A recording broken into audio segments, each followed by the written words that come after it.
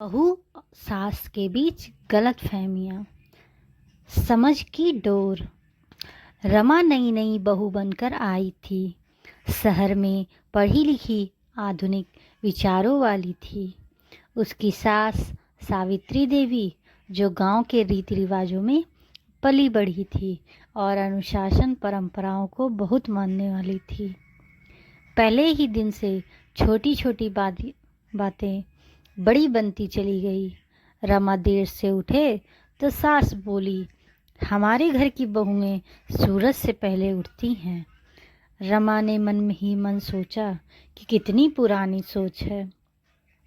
सास ने देखा कि बहू मोबाइल पर लगी रहती है तो सास बोली, सारा दिन फ़ोन में ही डूबी रहती हो, घर की कोई चिंता नहीं है।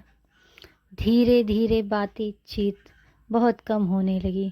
ताना जो है बहुत ज़्यादा होने लगी, ताना मारने लगी उनकी सास। रमा को लगा सास उसे कभी समझेंगे ही नहीं, और सावित्री देवी को लगा कि बहू के अंदर ही कमी है। एक दिन घर में अचानक सावित्री देवी की तबीयत बहुत ही खराब हो जाती है।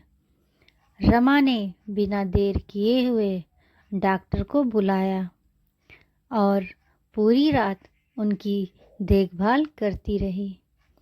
सुबह जब सावित्री देवी की आंखें खुली तो उन्होंने देखा कि रमा उनके सिरहाने के पास बैठी है, उनके सर के पास। आंखों में नींद तो बहुत ही तेज थी, पर चेहरे पे बहुत ही चिंता थी। सावित्री देवी के गले से बस इतना निकला कि बेटी, मैंने तुम्हें समझने में देरी कर दी है। और रमा ने मुस्कुराकर बोला, नहीं अम्मा, मैंने भी आपको समझने की कोशिश देर से ही की है।